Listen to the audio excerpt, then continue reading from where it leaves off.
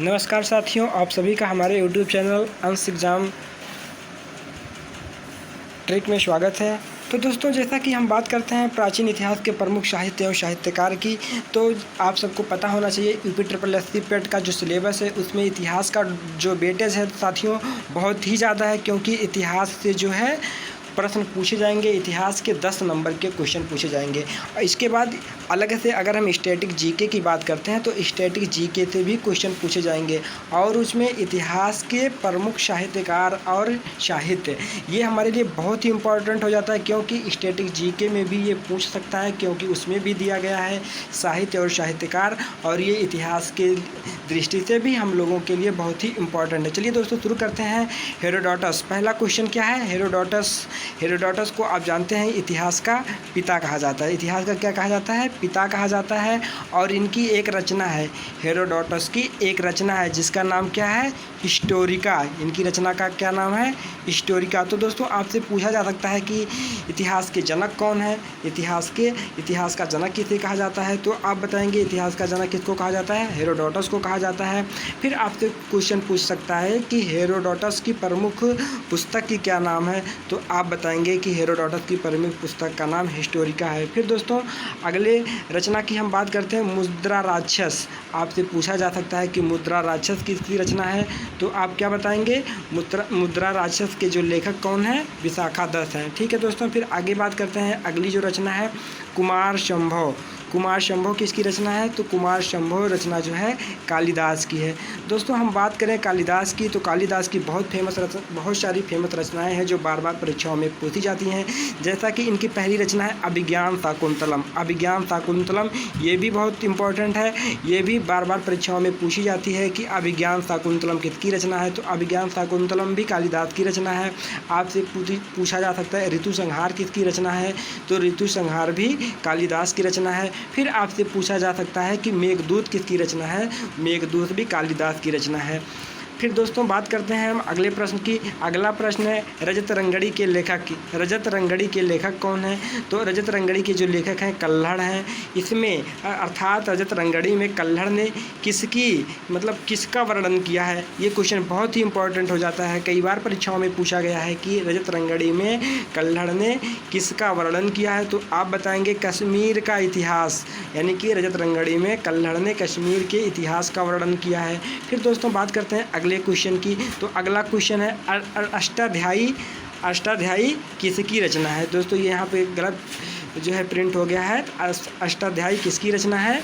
तो अष्टाध्यायी जो है किसकी रचना है? अष्टाध्यायी पाणिनि की रचना है। किसकी रचना है? पाणिनि की रचना है। बहुत ही इंपॉर्टेंट है, कई बार परीक्षाओं में पूछी जाती है।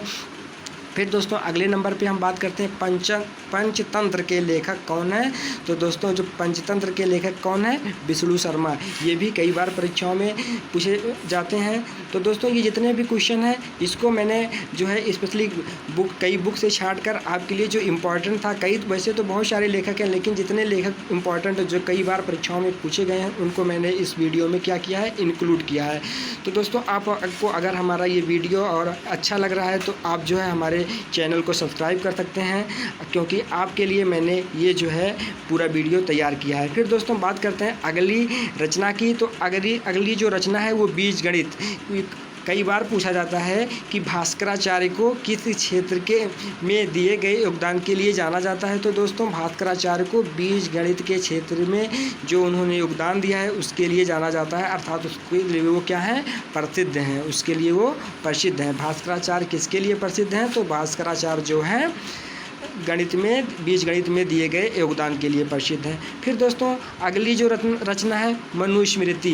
मनुस्मृति जो रचना है वो क्या है? वो कानून से संबंधित है। आपसे क्वेश्चन पूछ लिया जाता है कि जो मनुस्मृति है वो किससे संबंधित है? तो क्या आप बताएंगे? जो मनुस्मृति है वो कानून से संबंधित है। फिर दोस्तों, अगले क्वेश्चन की हम बात करें, मनु को भारत का प्रथम विधि निर्माता कहा जाता है। किसको? मनु को। मनु किससे संबंधित है? मनुस्मृति से।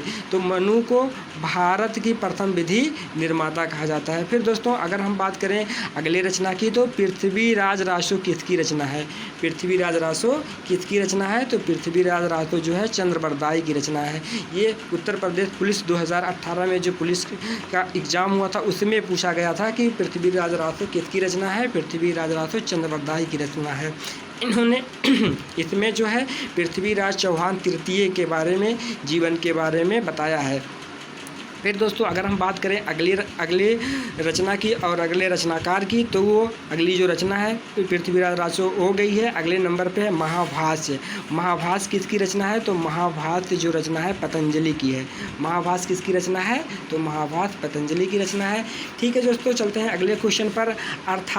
जो अर्थशास्त्र है उसकी रचना किसने की है? तो अर्थशास्त्र की रचना कौटिल्य द्वारा की गई है। तो दोस्तों कौटिल्य का 2 नाम और है जो परीक्षाओं में पूछा जाता है। पहला क्वेश्चन तो यही बनता है कि अर्थशास्त्र किसकी रचना है? तो आप बताएंगे अर्थशास्त्र कौटिल्य की रचना है। फिर आपसे पूछा जाता है कौटिल्य का अन्य नाम क्या है? तो दोस्तों यहाँ पे मिसप्रिंट हो गया है। जो कौटिल्य का अन्य नाम है वो क्या नाम है? चाणक्य। कौटिल्य को हम चाणक्य के नाम से भी जानते हैं। कौटिल्य को हम चाणक्य के नाम से भी जानते हैं। और इनका एक नाम और है विष्णुगुप्त। अर्थात हम कौटिल्य को 3 नाम से जानते हैं। इसके बाद दोस्तों एक क्वेश्चन यहाँ से और पूछा जाता है कि जो कौटिल्य द्वारा या चाणक्य द्वारा लिखी गई अर्थशास्त्र की पुस्तक है वो किससे संबंधित है? दोस्तों इसका नाम अर्थशास्त्र है। इसका नाम अर्थशास्त्र है, इसलिए लोग क्या होते हैं, कन्फ्यूज़ हो जाते हैं। लेकिन दोस्तों हम यहाँ आपको बताना चाहते हैं कि ये जो पुस्तक है ये राजनीति से संबंधित है। फिर दोस्तों हम बात करते हैं अगला जो हमारा क्वेश्चन है, लास्ट क्वेश्चन है आज का, रामायण के लेखक कौन है? तो रामायण के लेखक वाल्मीकि हैं। फिर दोस्तों एक और क्वेश्चन इसी में है कि महाभारत के लेखक कौन है? तो महाभारत के लेखक जो है वेद व्यास हैं। तो दोस्तों ये थी हमारी आज की सीरीज़, कैसी लगी आप ज़रूर बताइएगा, क्योंकि इसको बनाने के लिए मैंने आपसे बहुत मेहनत की है। दोस्तों अगर ये वीडियो आपको अच्छी लगे तो आप जो है वीडियो को लाइक करें, सब्सक्राइब करें और शेयर ज़रूर करें, जिससे हमें मोटिवेशन मिलेगा। हम आपके लिए और बेहतर वीडियो बनाकर लाएंगे, जिससे आने वाले एग्ज़ाम में इस बात की गारंटी है सारे क्वेश्चन जो इस टॉपिक से क्वेश्चन आएंगे इसी वीडियो से आएंगे। आप सभी का वीडियो को देखने के लिए आप सभी का बहुत बहुत धन्यवाद। ठीक है दोस्तों, thanks for watching this video.